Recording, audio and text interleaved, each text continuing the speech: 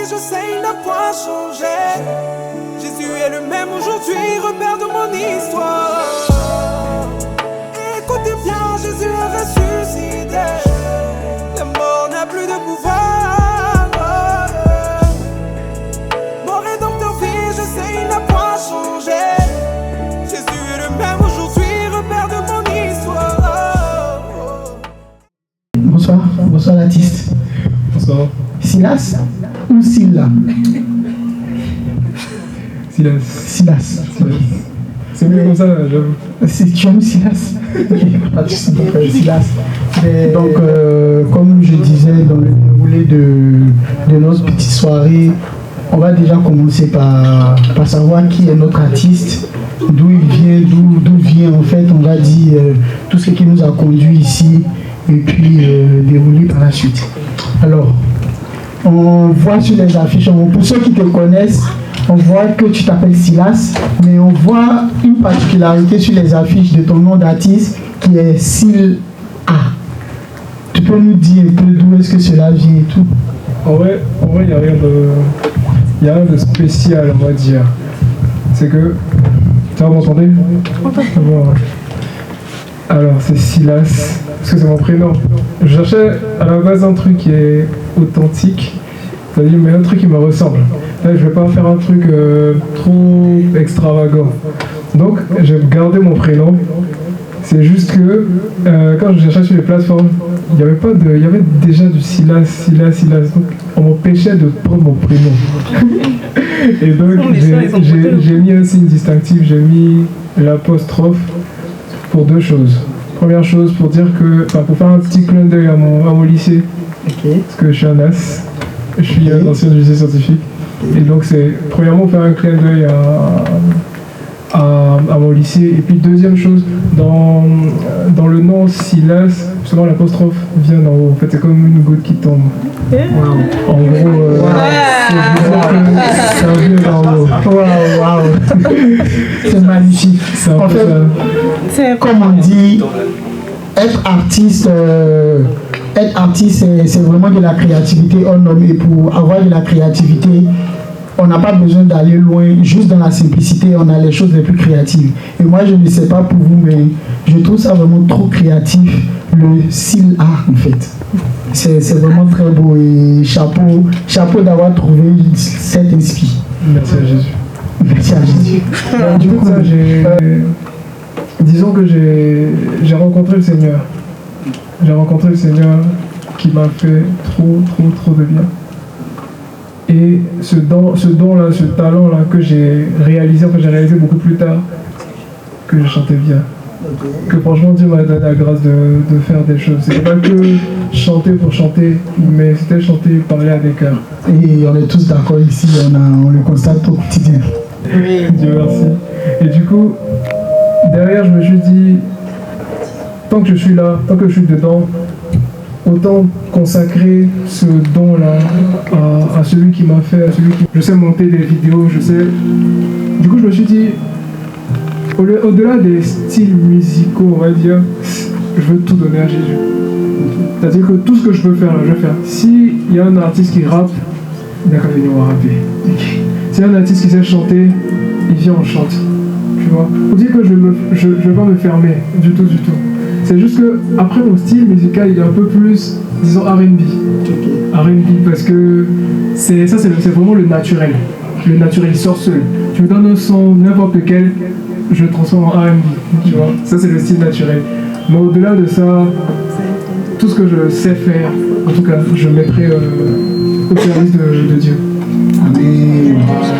C'est pas l'univers, il est un peu large. Donc on doit s'attendre à trouver un peu de tout dans ce premier album. C'est ça. Parce que cet album, si je peux, je sais pas si j'emboîte le pas, mais cet album il est particulier. Par abus de langage, c'est l'album dans lequel je me suis, disons, travesti. Le mot il est fort, mais c'est vraiment l'album dans lequel j'ai chanté dans plusieurs styles. Dans des styles dans lesquels je ne vais plus jamais chanter. Wow. Mais au moins, je me suis dit c'est fait, et on passe cette chose. Mais du coup, est-ce qu'il y a un style en particulier a pris le cœur d'un de tes fans et il s'attend à revoir ça, tu ne peux plus le chanter, ça va le rendre triste quand même. Bon, comme Dieu merci, c'est pas notre qu'on fait, c'est l'œuvre de Dieu. Si Dieu trace cette direction-là, on la prendra. Mais non, je ne vais plus. C'est très intéressant et on aura hâte dans un instant de découvrir ça.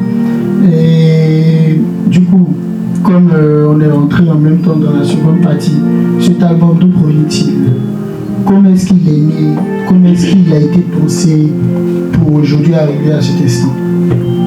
Alors, Godspell, c'est un album qui aurait pu s'écrire très vite. Parce qu'il n'est pas très large. Enfin, il n'est pas très long, on va dire. Il est large, mais il n'est pas très long. Donc, vous savez que c'est un album qui aurait pu s'écrire très vite. Mais, on a pris le temps. Parce que dans cet album-là, il y a du vécu. C'est beaucoup de vécu. C'est des choses... C'est pas des contes. C'est de la réalité, tu vois. Et quand on écrivait, il y a certains sons qui ont été écrits il y a 2 ans. Tu vois, il y a certains sons qui ont été écrits il y a 2 ans. Donc au fur et à mesure qu'on composait les sons, on s'est rendu compte que en fait il y avait une trame, ça dessinait un chemin. Ça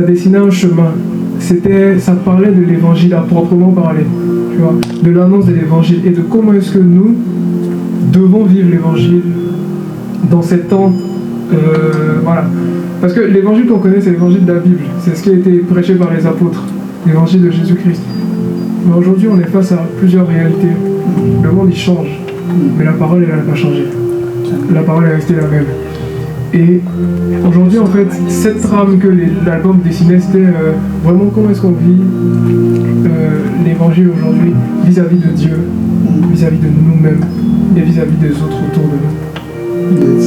Donc c'est un peu ça l'essence de l'album, on va dire. C'est comme ça qu'il est né, qu'il a été pensé et tout. Exactement. Et quand on regarde les différents... Parce qu'à la base, Godspell, c'est évangile. En fait, c'est un mot emprunté à l'ancien anglais. Avant le gospel, ça se disait Godspell.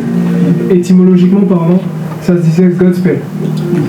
Et c'est ce mot-là qu'on a gardé, mais c'est Gospel avec 2 L. Nous, pour faire plus proche du gospel actuel, on a gardé Godspell. Et quand j'ai eu l'information, je me suis dit, attends, en fait, ce mot-là, Godspell, il me fait penser à un truc. Dieu épelle. Mais Dieu épelle quoi? Et directement, le verset, il est venu. En fait, j'avais déjà lu. C'est sûr que j'avais déjà lu. Mais il est venu dans mon cœur comme d'un naturel époustouflant. Il est venu en mode Dieu épelle. Dieu épelle quoi? Mon nom. C'est-à-dire que Dieu épelle le nom de chacun. Pour épeler le nom de quelqu'un, c'est-à-dire que tu connais. Je sais pas, épeler, c'est chaque lettre. Tu vois? Dieu connaît chacune des lettres du nom de Daniel. Tu vois? Pour dire que c'est pas une question de juste connaître Daniel, mais connaître chacune des lettres du nom de Daniel, chacune des dimensions de la vie de Daniel. Dieu connaît, mais vraiment d'une connaissance sans précédent. Il n'y a rien qui doit le surprendre. Il n'y a aucune des choses, des actions que tu vas poser qui va surprendre Dieu aujourd'hui. Donc Godspell, Dieu, je te connais, je t'ai appelé par mon nom. Le verset vient de passer, c'est Ésaïe 43, verset 1. Je te connais et je t'ai appelé par ton nom. Je te connais depuis toujours. De toujours à toujours, je te connaissais. Et donc je me suis dit, autant prêcher l'évangile, Gospel, mais avec l'étymologie et le verset qui est derrière, Godspell. Wow. C'est magnifique, c'est beau, c'est magnifique, c'est puissant aussi. C'est puissant aussi. Ben écoute, c'est quoi le message que toi tu veux faire passer à travers cet album? Qu'est-ce que tu veux que les gens retiennent? En vrai, Gospel, c'est tout un univers. Vous allez sur la page de la page de réservation de l'événement. On a dit qu'on allait présenter l'univers Gospel. Et comme je le disais, l'album il est pas long, mais il est large.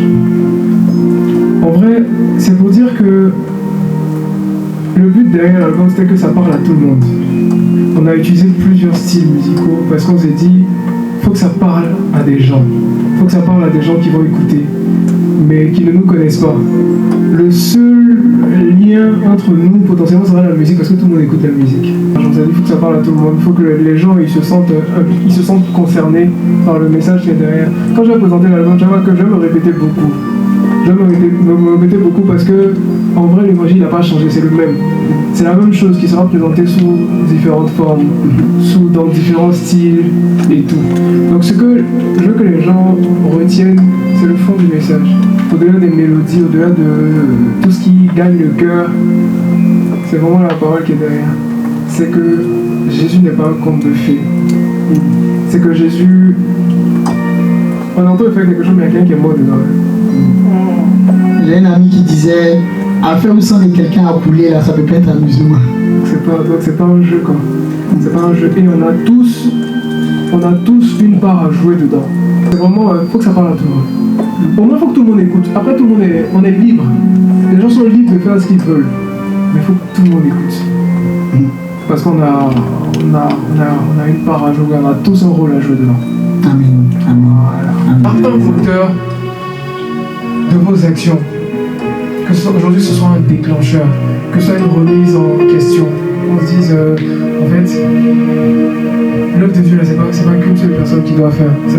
Je crois qu'il y a un Dieu qui est là-haut, qui vit et qui nous a soutenus et qui ne nous laissera pas tomber. Amen. Ces appelés, ont-ils déserté? Où sont-ils ces appelés? Où sont-ils ces appelés?